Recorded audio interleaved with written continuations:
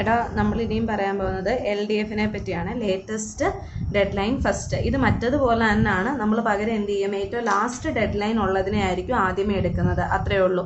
ഇവിടെയും പ്രീഎംഷനും നോൺ പ്രീഎംഷനും ഒന്നുമില്ല. നമുക്കൊരു DAG എന്ന് പറയുന്ന ഒരു ഗ്രാഫ് ഉണ്ട്, ഡിറക്റ്റഡ് അസൈക്ലിക് ഗ്രാഫ്. അത് വെച്ചിട്ടായിരിക്കും നമ്മൾ ചെയ്യുന്നത്. കണ്ടോ, priorities are assign with later designs are scheduled in the queue. ഏറ്റവും ലാസ്റ്റ് വരുന്നതിനെ ആയിരിക്കും നമ്മൾ ആദ്യമേ ചെയ്യുന്നത്. ഫസ്റ്റ് സ്റ്റെപ്പ് എന്താ, ആദ്യമേ ഒരു ക്യൂനെ ക്രിയേറ്റ് ചെയ്യണം. അത് കഴിഞ്ഞിട്ട് ഓരോന്നിനെയും ഫോർ ഈച്ച് ടാസ്ക് സക്സസേഴ്സ്, അതായത് എല്ലാവരും വന്നിട്ടുണ്ടെന്നുള്ള കാര്യം നമ്മൾ ഉറപ്പ് വരുത്തണം. അതാണ് മെയിൻ കാര്യം. അപ്പോൾ ഇതിനകത്തിലോട്ട് നോക്കിയാൽ ഇതാണ് നമുക്ക് തന്നിരിക്കുന്ന ക്വസ്റ്റ്യൻ. J1 to J8 ഉണ്ട്, CIയും തന്നിട്ടുണ്ട്, DIയും തന്നിട്ടുണ്ട്, completion time and dead line. ഈ ഗ്രാഫും തന്നിട്ടുണ്ട്. ഈ ഗ്രാഫോടെ വെച്ചിട്ട് വേണം നമ്മൾ ചെയ്യാൻ. J1 J2, J1 കഴിഞ്ഞിട്ട് J2 വരും, J2 കഴിഞ്ഞിട്ട് J3 J4 J5. ഈ J4 എന്ത് കഴിഞ്ഞിട്ട് എക്സിക്യൂട്ട് ആവുന്നത്, J3 കഴിഞ്ഞിട്ടാണ് എക്സിക്യൂട്ട് ആവുന്നത്. അപ്പോൾ ഇവർ മൂന്നുപേരും കഴിഞ്ഞിട്ട് ആര് എക്സിക്യൂട്ട് ആവണം, J8 എക്സിക്യൂട്ട് ആവണം, J6 എക്സിക്യൂട്ട് ആവണം. അതായത് അങ്ങനെ തന്നെയാണോ നമുക്ക് നോക്കാം. ഫസ്റ്റ് J1 ഓരോന്നിൻ്റെയും കൂടെ ഡെഡ് ലൈൻ നമുക്ക് ഇവിടെ എഴുതി വെച്ചേക്കാം കേട്ടോ. J1ൻ്റെ ഡെഡ് ലൈൻ എന്ന് വെച്ച് കഴിഞ്ഞാൽ 5 ആണ്. J2ൻ്റെന്ന് വെച്ച് കഴിഞ്ഞാൽ 5 അല്ല, കമ്പ്യൂട്ടേഷൻ ടൈം 3 ആണ്. J2ൻ്റെ കമ്പ്യൂട്ടേഷൻ ടൈം എന്ന് വെച്ച് കഴിഞ്ഞാൽ 8 ആണ്. J3യുടെ കമ്പ്യൂട്ടേഷൻ ടൈം എന്ന് വെച്ച് കഴിഞ്ഞാൽ 2 ആണ്. J4ൻ്റെ കമ്പ്യൂട്ടേഷൻ ടൈം 3, J5ൻ്റേത് 3, J6ൻ്റേത് 2, J7ൻ്റേത് ഇതാണ് J7ൻ്റേത് 2, J8ൻ്റേത് 1. നമുക്ക് അന്നേരം അത് ചെയ്യാം. ഫസ്റ്റ് ആര് എക്സിക്യൂട്ട് ആയേ പറ്റത്തുള്ളൂ, J1 എക്സിക്യൂട്ട് ആവണം ഫോർ 0 to 3 ടൈം വരെ.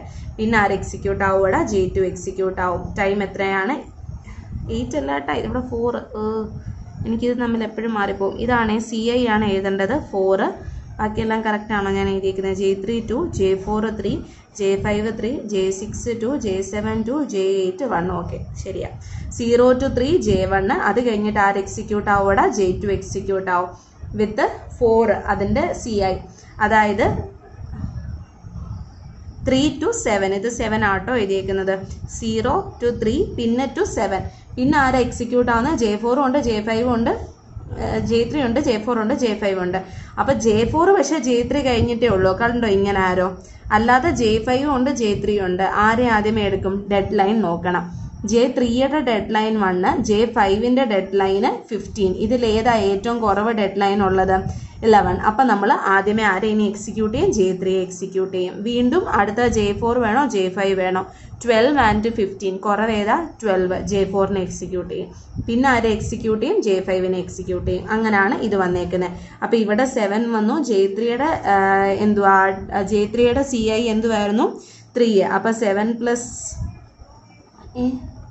J3യുടെ 2, 7 + 2 9, J4ൻ്റേത് 3. അപ്പം 9 + 3 12 വന്നു. പിന്നെ J5ൻ്റേതും 3, അതായത് 12 + 3 15 വന്നു. ഇനി ആരാ ഉള്ളത്, J6 ഉണ്ട്, J8 ഉണ്ട്. ആരെ ആദ്യമേ എക്സിക്യൂട്ട് ചെയ്യണം, J6ൻ്റെ ഡെഡ് ലൈൻ 20 ആൻഡ് J8ൻ്റെ ഡെഡ് ലൈൻ 80. ഏതാണ് കുറവ് ഡെഡ് ലൈന്, 18, അതായത് J8. അപ്പം നമ്മൾ നെക്സ്റ്റ് J8നെ എക്സിക്യൂട്ട് ചെയ്യും. അത് കഴിഞ്ഞിട്ട് J6നെ എക്സിക്യൂട്ട് ചെയ്യും. ആൻഡ് അറ്റ് ലാസ്റ്റ് നമ്മൾ ആരെ എക്സിക്യൂട്ട് ചെയ്യും, J7നെ എക്സിക്യൂട്ട് ചെയ്യും. അപ്പം J8ൻ്റെത് 1 ആണ്, അതായത് 15 to 16 എക്സിക്യൂഷൻ. J6ൻ്റെത് 2 ആണ്, 16 to 18, ആൻഡ് ഇത് 2 ആണ്, അപ്പം 20. അത്രയേ ഉള്ളൂ. അത് വെച്ചിട്ട് നമ്മൾ ഇതിൻ്റെ ഈ ഗ്രാഫ് എഴുതി LMAX കണ്ടുപിടിച്ചു. അത്രയേ ഉള്ളൂ. നമ്മളിപ്പോൾ ഇപ്പം പഠിച്ച ഇത്ര എണ്ണം ഏതൊക്കെയായിരുന്നു, 3 എണ്ണം പഠിച്ച്, EDD പഠിച്ചു, EDF പഠിച്ചു, LDF പഠിച്ചു. അപ്പോൾ അവരുടെ എല്ലാവരുടെയും ഇത് 3ഉം അപീരിയോഡിക് ആയിരുന്നു. എന്താ, അപീരിയോഡിക് ആയിരുന്നു. പീരിയോഡിക് ഷെഡ്യൂളിങ്ങിൻ്റെ ടൈപ്സ് ആയിരുന്നു. ഇനി നമ്മൾ പീരിയോഡിക് ഷെഡ്യൂളിംഗ് ടൈപ്സ് ആണ് പഠിക്കാൻ പോകുന്നത്. 2 എണ്ണം ഉണ്ട്, rate monotonic and deadline monotonic. എന്താ, rate monotonic and scheduling monotonic. First rate monotonic എന്ന് വെച്ച് കഴിഞ്ഞാൽ എന്താണ്, പീരിയോഡിക് ടാസ്കിനുള്ളതാണ്. പ്രയോറിറ്റിയെ നമ്മൾ പീരീഡ് അനുസരിച്ചാണ് നമ്മൾ അതിന് അസൈൻ ചെയ്യുന്നത്. അതായത് ടൈം അനുസരിച്ചായിരിക്കും നമ്മൾ അവിടെ അസൈൻ ചെയ്യുന്നത്. സ്മോളർ ടൈം ഉള്ളതിന് ഹയർ പ്രയോറിറ്റി ആയിരിക്കും, സ്മോളർ ടൈം ഉള്ളതിന് ഹയർ പ്രയോറിറ്റി ആയിരിക്കും. ഇവിടെ ഡെഡ് ലൈനും പീരീഡും എന്തായിരിക്കും, സെയിം ആയിരിക്കും. ഓക്കെ, അപ്പോൾ ഫസ്റ്റ് ഇവിടെ നമ്മൾ ചെയ്യുന്നതെന്ന് വെച്ച് കഴിഞ്ഞാൽ ഇത് മറ്റതിൽ നിന്ന് ഡിഫറെൻ്റ് ആട്ടോ. മറ്റത് നമ്മൾ പഠിച്ച പോലെ അല്ല ഇത് വരുന്നത്, അതുകൊണ്ട് ഇത് ശ്രദ്ധിച്ചിരിക്കണം. ഞാൻ അതുകൊണ്ട് റേറ്റ് മോണോട്ടോണിക്കിൻ്റെ 2 പ്രോബ്ലംസ് ഇൻക്ലൂഡ് ചെയ്തിട്ടുണ്ട്. ഇതൊരു പ്രാക്ടീസ് പ്രോബ്ലം, പിന്നെ നമ്മുടെ പ്രീവിയസ് ഇയറിലെ ഒരു ക്വസ്റ്റ്യനോടാണ് ഞാൻ ആഡ് ചെയ്തേക്കുന്നത്. അപ്പോൾ എങ്ങനെയാണ് വരുന്നത്?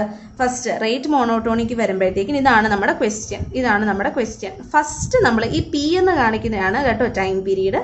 ഇത് നമ്മുടെ എക്സിക്യൂഷൻ ടൈം. ഓക്കെ, അതാണ് നമ്മുടെ CI എക്സിക്യൂഷൻ ടൈമാണ് നമുക്ക് ആ കൊടുത്തിരിക്കുന്നത്. അപ്പോൾ ഇതിന് എന്ത് കൊടുക്കണമെന്നറിയാമോ? ഇത് ശ്രദ്ധിച്ചിരിക്കണേ. മറ്റേതൊക്കെ സിമിലർ ടു നമ്മുടെ മൊഡ്യൂൾ 2-ലെയൊക്കെ പ്രോബ്ലംസായിട്ട് ഏകദേശം സിമിലർ ആയിരുന്നു. ഇത് മൊത്തത്തിൽ ഡിഫറെൻ്റ് ആണ്. പക്ഷെ ഒന്നെങ്കിൽ അത് ചോദിക്കുമായിരിക്കും, കാരണം 2 വട്ടവും ഞാൻ ക്വസ്റ്റ്യൻ പേപ്പറിനകത്തിൽ ഒന്നെങ്കിൽ അതിൻ്റെ തിയറി ചോദിക്കും ഡിഫറൻസ് ബിറ്റ്വീൻ ആയിട്ട്, അല്ലെങ്കിൽ പ്രോബ്ലംസ് ചോദിക്കും. ഞാൻ കണ്ടിട്ടുണ്ട് ഇതുവരെയുള്ള 2 പ്രീവിയസ് ഇയറിലും ഒരു മോഡൽ ക്വസ്റ്റ്യൻ പേപ്പറിനകത്തിലും ആ ഒരു ക്വസ്റ്റ്യൻ വന്നിട്ടുണ്ട്. അപ്പോൾ P1, P2, P3 തന്നിട്ടുണ്ട്. നമ്മൾ ആദ്യമേ എന്തോ ചെയ്യേണ്ടതെന്ന് അറിയോടാ? LCM കണ്ടുപിടിക്കണം. ടൈം പീരീഡിൻ്റെ LCM കണ്ടുപിടിക്കണം. ഓക്കെ, ടൈം പീരീഡിൻ്റെ LCM 4, 6 and 12. അതിൻ്റെ LCM കണ്ടുപിടിക്കുമ്പോൾ 12 കിട്ടും.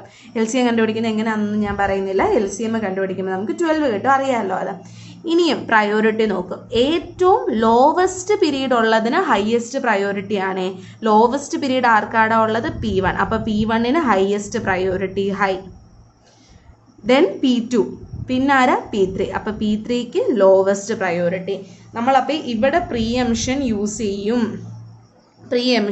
ചെയ്യും. ഇത് പീരിയോഡിക് എന്ന് വെച്ച് കഴിഞ്ഞാൽ ഈ LCM എടുത്താൽ നമ്മൾ എന്തിനാണെന്നറിയോ? ടോട്ടൽ ടൈം ഡ്യൂറേഷൻ കണ്ടുപിടിക്കാനാണ്. ഈ ടൈം ഡ്യൂറേഷൻ വരുന്നത് വരെ നമ്മുടെ ഈ ഒരു സൈക്കിളായിട്ടായിരിക്കും ഈ ഒരു സാധനം പൊക്കോണ്ടിരിക്കുന്നത്. അത് വീണ്ടും റിപ്പീറ്റ് ചെയ്യും. മറ്റേന്ന് വെച്ച് കഴിഞ്ഞാൽ അതിൻ്റെ എക്സിക്യൂഷൻ ടൈം CI കംപ്ലീറ്റ് ആയി കഴിഞ്ഞാൽ പിന്നെ നമുക്ക് വേറെ ഒന്നും ചെയ്യേണ്ടായിരുന്നു. പക്ഷേ ഇവിടെ അങ്ങനല്ല. CI കംപ്ലീറ്റ് ആയി കഴിഞ്ഞാലും ആ ഒരു പീരീഡ് തീരുന്നത് വരെ, ആ ഒരു ടൈം പീരീഡ് തീരുന്നത് വരെ ഈ ഒരു സാധനം കണ്ടിന്യൂ ചെയ്തുകൊണ്ടേയിരിക്കും. ഫസ്റ്റ് നമ്മളത് ചെയ്യാനായിട്ട് എന്തെടുക്കുമെന്നറിയോ? P1-ന്, P2-ന്, P3-ക്ക് ഓരോ വരകൾ വരച്ചു. ഓക്കെ, അത് എവിടെ തൊട്ട് എവിടെ വരെയാ? എല്ലാത്തിൻ്റെ ടൈം പീരീഡ് 0 to 12 വരെയാണ് നമുക്ക് ആ ഒരു സംഭവം വരുന്നത്. ഇനി നമ്മൾ എന്തുവാണ് അതിനകത്തിൽ ചെയ്യുന്നത്? ഡിവൈഡ് ചെയ്യും. P1-ൻ്റെ ടൈം പീരീഡ് എന്ന് വെച്ച് കഴിഞ്ഞാൽ 4, അതായത് 0 to 4, 4 to 8, 8 to 12. 12-നെ 4 പീരീഡ്സിൻ്റെ 3 സെക്ഷൻസ് ആയിട്ട് നമ്മൾ ഡിവൈഡ് ചെയ്തു. അതിലെ ഓരോ 4 പീരീഡിലും P1 എത്ര വട്ടം എക്സിക്യൂട്ട് ആവുന്നുണ്ട്? 1 വട്ടം. എന്തോ മനസ്സിലായോ? ടോട്ടൽ ടൈം പീരീഡ് 12, അതിൽ P1-ൻ്റെ ടൈം പീരീഡ് 4. അതായത് 0 തൊട്ട് 12 വരെ 4 ടൈം പീരീഡ് കൂടി വരുമ്പോൾ P1 വീണ്ടും എക്സിക്യൂട്ട് ആവും. അതായത് 0 to 4-ൽ P1-ൻ്റെ 1 യൂണിറ്റ് എക്സിക്യൂട്ട് ആവും. 4 to 8-ൽ P1-ൻ്റെ അടുത്ത 1 യൂണിറ്റ് എക്സിക്യൂട്ട് ആവും. 8 to 12-ൽ P1-ൻ്റെ അടുത്ത 1 യൂണിറ്റ്, അടുത്ത 1 യൂണിറ്റ് എക്സിക്യൂട്ട് ആവും. ഇനിയും P2 ടൈം പീരീഡ് എത്രയാ? 6. 0 to 12 വരെ എത്ര 6 ഉണ്ട്? 0 to 6, 6 to 12.